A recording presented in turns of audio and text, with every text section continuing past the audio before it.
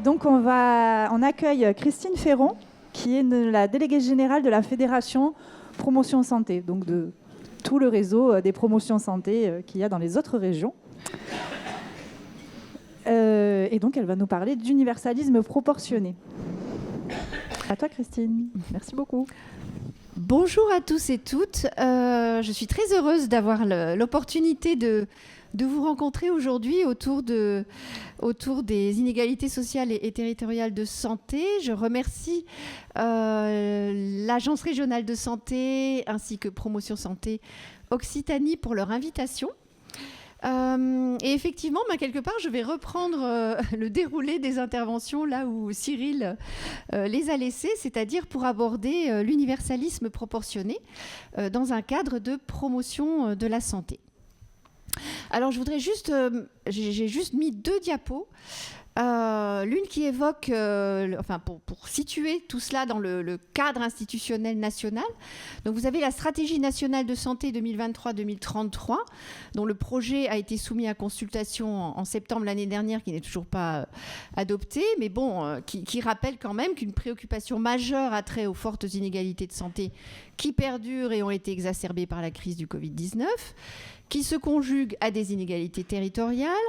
Et enfin, la lutte contre ces inégalités qui touchent tous les domaines d'action de la santé, c'est le fondement de l'ensemble des objectifs qui figurent dans cette stratégie nationale de santé, dans le cadre de la mise en œuvre des actions portées par les différents plans nationaux ou régionaux.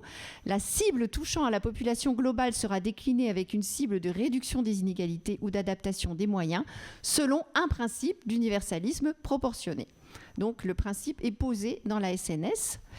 Il l'est également, et je trouve ça intéressant pour celles et ceux d'entre vous qui vous investissez dans ce domaine, dans la stratégie nationale multisectorielle de développement des compétences psychosociales chez les enfants et les jeunes, donc 2022-2037, dont les objectifs sont de définir pour les 15 prochaines années un cadre commun à tous les secteurs, incluant les étapes et les moyens à mobiliser afin que la génération 2037 soit la première à grandir dans un environnement continu de soutien au développement des CPS.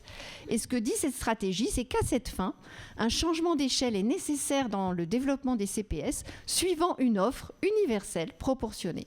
Donc c'est un principe qui semble bien acquis par les pouvoirs publics dans notre champ aujourd'hui. Alors la précarité, la pauvreté, l'exclusion, les inégalités sociales, il est important, je pense, de redire à nouveau que les inégalités sociales de santé ne se réduisent pas aux questions de précarité, de pauvreté ou d'exclusion sociale. Rappelons-le, la précarité évoque en fait l'instabilité, la fragilité des situations de vie, l'absence de sécurité. On parle d'insécurité alimentaire, d'insécurité énergétique. La pauvreté renvoie à la faiblesse des ressources matérielles, culturelles et sociales qui excluent un certain nombre de personnes de modes de vie considérés comme acceptables. Et enfin, l'exclusion sociale qui renvoie à la relégation ou la marginalisation sociale par rapport à un modèle dominant et au non-respect de droits fondamentaux. Donc les inégalités sociales de santé, elles ne se limitent pas à ces problématiques, même si évidemment elles ne les excluent pas, elles les prennent en compte. Elles font référence, cela a été dit, à la relation étroite qui existe entre un état de santé et l'appartenance à un groupe social. Et elles renvoient aux écarts en termes de santé entre différentes catégories sociales qui sont systématiques, évitables, on peut agir pour les réduire, qui sont injustes, ils sont produits politiquement, donc ils sont injustes, et ils sont importants, ils ont des conséquences très lourdes. Les inégalités sociales sont du registre de la justice sociale, comme le rappellent un certain nombre d'institutions internationales. Les comportements liés à la santé sont d'abord conditionnés par des facteurs socio-économiques, culturels et environnementaux avant d'être individuels. Et même si tout le monde adoptait des comportements favorables à la santé, ne fumait plus, buvait moins, mangeait 5 fruits et légumes par jour, avait une activité physique, eh bien les inégalités sociales de santé perdureraient. Ça veut bien dire que les causes sont ailleurs. Il existe une relation réciproque entre les inégalités sociales et les inégalités de santé. Une santé médiocre entrave l'insertion sociale et professionnelle.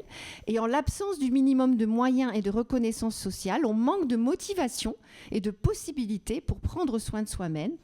Les atteintes à la dignité, le rappelle le rapport Marmotte, ont un pouvoir pathogène identique à celui des microbes et des parasites, avec des effets intergénérationnels qui ont été évoqués. Comme le montre la Fondation Abbé Pierre dans cette affiche, le mal-logement, c'est bien une question de santé publique, ils le disent très clairement, et en plus, il se transmet d'une génération à l'autre. Par conséquent, les inégalités sociales de santé, elles correspondent à l'inscription dans le corps des inégalités produites par la société. Elles sont l'aboutissement des processus par lesquels le social passe sous la peau, pour reprendre l'expression de Didier Fassin. Réduire les inégalités sociales de santé, comment agir ? Eh bien, il va s'agir d'agir sur le gradient social qui a été présenté en détail par Cyril. Ça veut dire une action qui ne visera pas exclusivement les populations les plus défavorisées, mais qui sera bien universelle et proportionnée.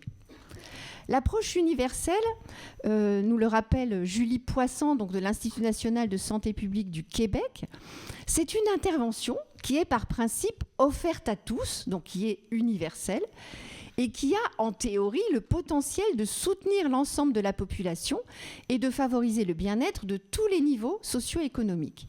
Cependant, ces interventions négligent une tranche importante de la population, c'est-à-dire ceux qui ont besoin d'un soutien accru et qui sont plus difficiles à rejoindre. Et là, je reprends ce schéma qu'un certain nombre d'entre vous connaissez bien. Donc, c'est le principe, vous avez la population ici qui est représentée, l'accès au programme universel qui est théorique, en fait, mais en réalité, qui ne va pas concerner toute une partie de la population, représentée ici en orange, parce qu'elle ne parle pas la langue qui lui permettrait de se faire comprendre, parce qu'elle ne se sent pas la bienvenue dans les services, parce qu'elle n'a pas les moyens de s'y rendre, etc., etc. L'universalisme, en principe, ne se traduit pas nécessairement par l'universalisme en pratique. Par exemple, l'accès aux espaces verts, à l'activité physique, est influencé par des déterminants comme l'éducation, le revenu, le sexe, l'ethnie, le lieu de vie et de travail. Les programmes universels avantagent les gens déjà en situation favorable et échouent à améliorer la situation des gens se trouvant dans une situation moins favorable, élargissant du même coup l'écart en matière de santé. L'approche ciblée, nous la définit à nouveau Julie Poisson, elle vise à rejoindre une partie de la population de manière prioritaire. L'admissibilité, l'accès à l'intervention vont dépendre de critères de sélection autour du revenu, du niveau de scolarité, de l'état de santé, etc. Cependant, le fait d'offrir l'intervention uniquement à certaines populations peut contribuer à les stigmatiser et peut négliger les besoins de ceux non éligibles. Et c'est là qu'on passe en fait au deuxième schéma qui représente à nouveau la population. Vous établissez un seuil à partir duquel une partie de la population pourra bénéficier de ces programmes ciblés. Le seuil, il est représenté avec le pointillé. Donc vous avez effectivement les programmes ciblés qui vont concerner les populations situées à gauche de ce trait. La majorité des enfants ou de la population ne vont pas en bénéficier. Et pourtant, on constate que dans cette partie de la population qui se trouve à droite du trait, eh bien, il y a des personnes qui pourtant auraient tout intérêt à pouvoir bénéficier également de ces interventions, de ces services ou de ces programmes, à côté de qui on passe justement parce qu'on a ciblé. Les démarches ciblées, elles visent davantage les conséquences des iniquités que leurs causes. Elles dérivent souvent vers une éducation visant le changement de comportement. Bien connaître et comprendre la population ciblée nécessite de collecter des données appropriées pendant un laps de temps suffisant dont on ne dispose pas toujours. Déterminer les conditions de l'admissibilité peut poser problème. Il y a des risques d'erreur liés à l'exclusion, et à ce moment-là, la couverture serait insuffisante. Et il y a des risques d'erreur liés à l'inclusion. Quelquefois, la population ciblée s'avère trop large. Des termes comme population à risque ou difficile à rejoindre peuvent contribuer à stigmatiser cette partie de la population. L'universalisme proportionné, il permet justement une intégration de l'approche universelle et de l'approche ciblée.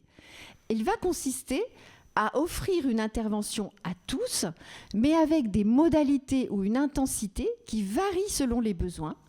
Il s'agit de mettre en œuvre des actions de prévention universelle, de promotion de la santé, qui vont s'adresser à l'ensemble de la population, c'est l'universalisme, et qui vont agir aussi sur chaque catégorie de la population selon ses besoins, c'est la proportionnalité. Ce concept, il a été défini par Sir Michael Marmot dans son rapport pour le ministère de la Santé britannique de 2010, Une société juste des vies en santé, rapport critique et stratégique sur les inégalités de santé. Il rappelle, Michael Marmot, que viser exclusivement les plus défavorisés ne réduira pas suffisamment les inégalités de santé. Pour aplanir la pente du gradient social, les actions doivent être universelles, mais avec une ampleur et une intensité qui seront proportionnelles au niveau de défaveur sociale. C'est ce que nous appelons l'universalisme proportionné. Et là, je reviens sur les schémas que vous connaissez, qui ont déjà été bien montrés. Donc voilà, l'égalité d'un côté, la justice de l'autre, offrir à chacun selon ses besoins. La notion d'universalisme proportionné, cependant, elle ne s'applique pas uniquement sur un plan quantitatif. Et c'est important de le dire. Par exemple, faudrait-il distribuer davantage de brochures de prévention aux personnes défavorisées? C'est-à-dire, voilà, est-ce que c'est ça qu'il faudrait faire, en effet? Plus de flyers sur les 5 fruits et légumes, plus de... Voilà, non, ça, ce n'est pas la réponse. L'universalisme proportionné, il se traduit aussi et surtout sur le plan qualitatif. Il s'agit d'une action diversifiée, différenciée, adaptée, appropriée, en fait, sur les déterminants de la santé. Et là, je vous remets de manière un peu adaptée le schéma de Dahlgren et Whitehead que vous connaissez, mais qui reprend la notion de trajectoire de vie. Et en fait, c'est bien sur ces différents déterminants de la santé qu'il va falloir agir de manière qualitative pour avoir un impact en termes d'universalisme proportionné et d'inégalité sociale de santé. La notion de proportion ou de dose d'intervention, elle s'entend bien sûr quantitativement, mais aussi et surtout qualitativement. Donner des doses de ce qui a bénéficié aux riches plus importantes aux pauvres ne garantit pas des bénéfices égaux, encore moins des bénéfices supérieurs pour les pauvres. Les politiques visant l'arrêt du tabac en sont de bons exemples. Ceux qui n'en profitent pas, les groupes de population les plus défavorisés, étant visés avec des doses plus importantes, alors qu'il faudrait faire des efforts pour comprendre les raisons pour lesquelles ils fument, qui peuvent être différentes des raisons pour lesquelles fument les groupes sociaux plus élevés dans l'échelle sociale. Et là, j'arrive à ce nouveau schéma qui a été présenté, c'est-à-dire plutôt que d'essayer finalement d'apporter ces éléments de soutien différenciés, est-ce qu'on ne pourrait pas justement changer les environnements de manière à ce que chacun puisse avoir accès à tout ce à quoi il a droit en matière de santé? C'est ce qu'évoque ce grillage finalement qui empêche moins la vue.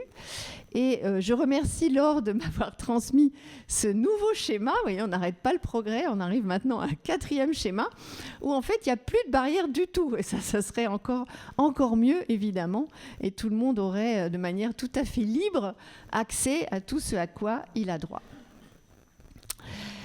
Alors, les principales stratégies pour mieux prendre en compte les inégalités sociales de santé, et c'est là qu'on va aller effectivement de plus en plus vers le qualitatif, eh bien, en m'inspirant en fait d'un outil de la chaire réalisme du Québec, l'outil réflexe ISS, les principales stratégies, elles sont principalement au nombre de 3. Donc, c'est l'action sur les déterminants sociaux et environnementaux de la santé, c'est l'intersectorialité, c'est l'application du principe de la santé dans toutes les politiques. C'est la participation et la concertation avec les politiques, avec la population, avec les acteurs de terrain.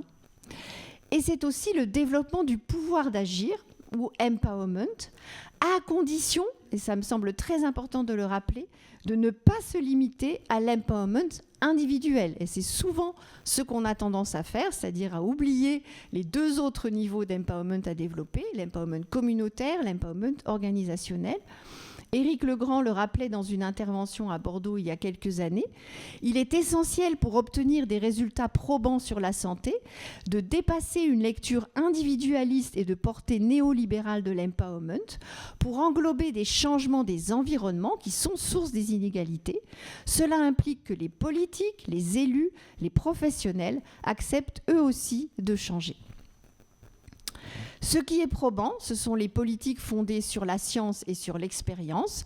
Et là, je reprends un schéma qui a été proposé par Solar et Ewing, donc un cadre conceptuel pour l'action sur les déterminants sociaux de la santé.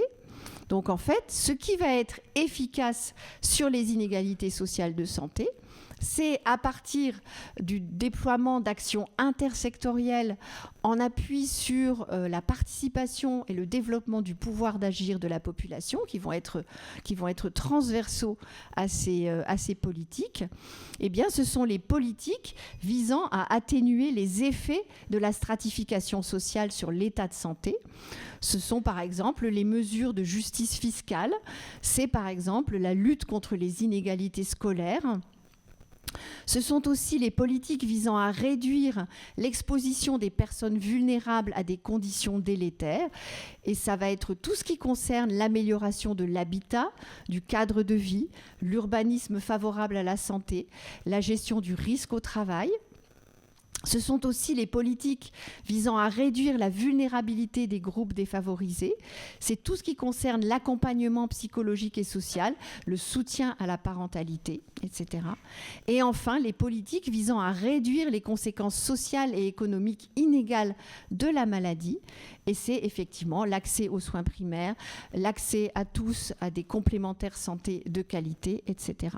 La question qu'on peut se poser aujourd'hui au regard des politiques qui sont menées, c'est existe-t-il un projet politique, une volonté politique pour porter ces différentes politiques et leur déclinaison de manière très concrète.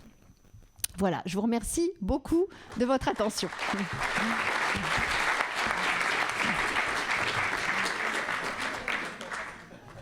Alors, on n'a pas reçu de questions, mais si dans la salle, il y a des questions.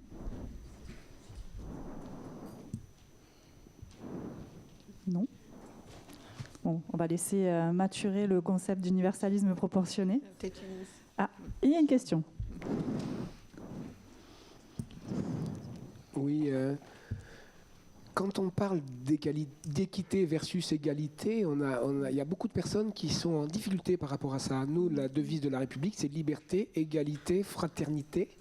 Et quand on en discute en particulier avec les médecins, ils ont l'impression que sortir de l'égalité, c'est pas possible, ça serait injuste. Et donc, trouver les mots pour réexpliquer cette notion. Moi, il m'arrive de dire, sortez vos burins, sortez vos marteaux, allez sur les frontons des mairies, détachez le égalité, imprimez équité et faisons-en la nouvelle devise de la République. Je ne sais pas comment trouver les mots pour convaincre que l'égalité n'est pas équitable. Merci pour votre remarque. Alors en effet, nous, c'est vraiment dans une perspective de l'équité qu'on se situe. Alors, je vais prendre un exemple très concret. Là, justement, la consigne, entre guillemets, de manger 5 fruits et légumes par jour.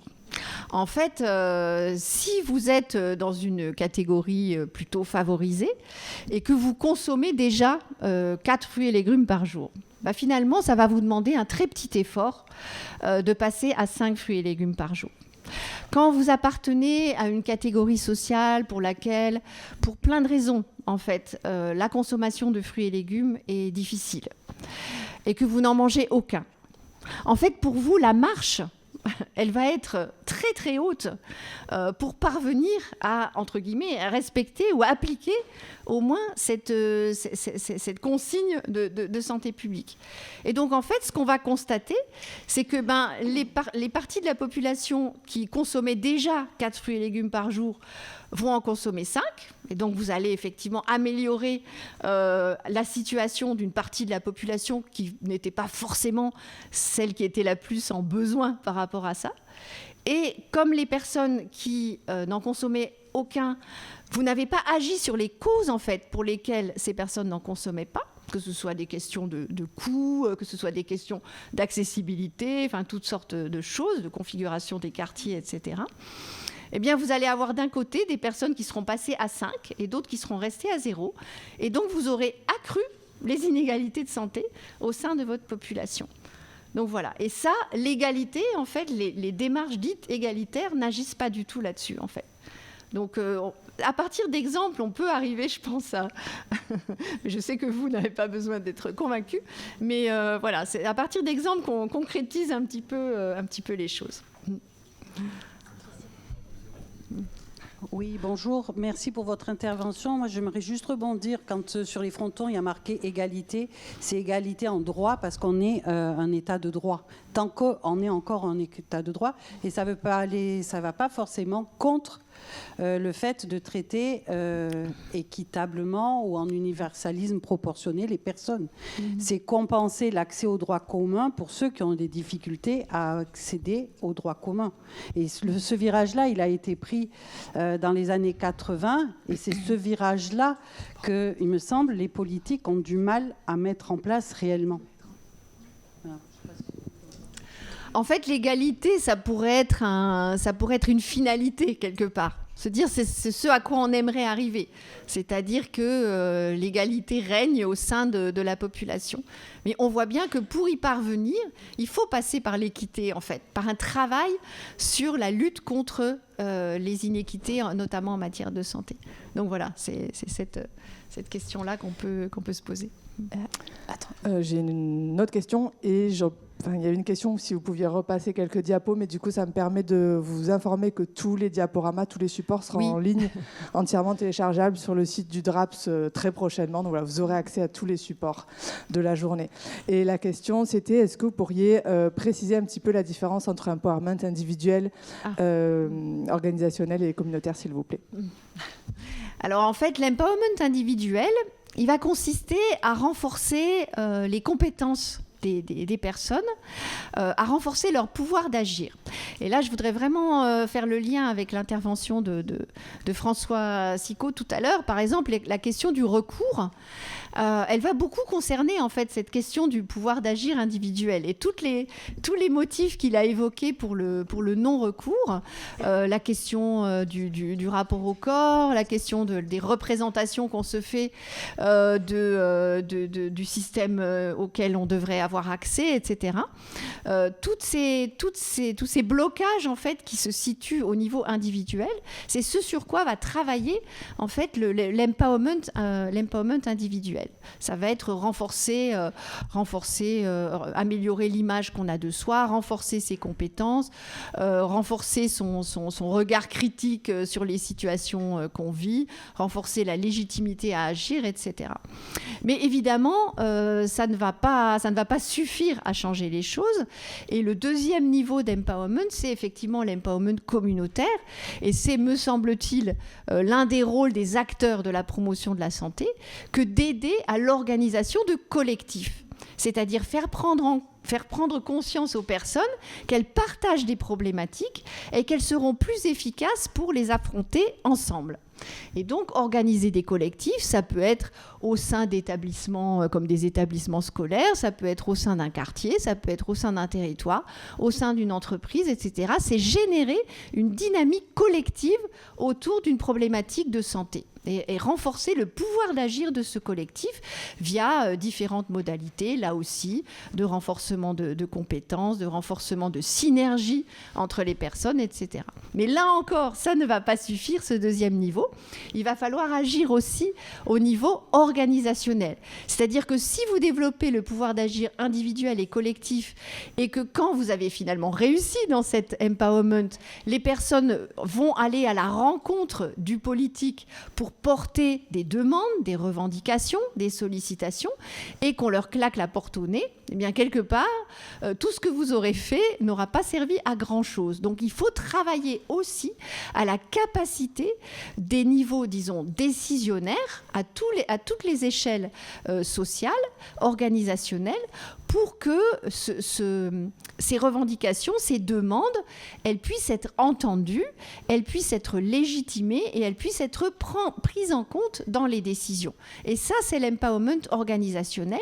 Ça va passer par un travail de plaidoyer qu'on va réaliser, et notamment dans le champ de la promotion de la santé, c'est très central, pour aller justement faire prendre conscience de l'impact des déterminants sociaux, économiques, environnementaux sur la santé, etc., etc., pour que cette parole puisse être accueillie, entendue, et qu'elle se traduise dans des décisions.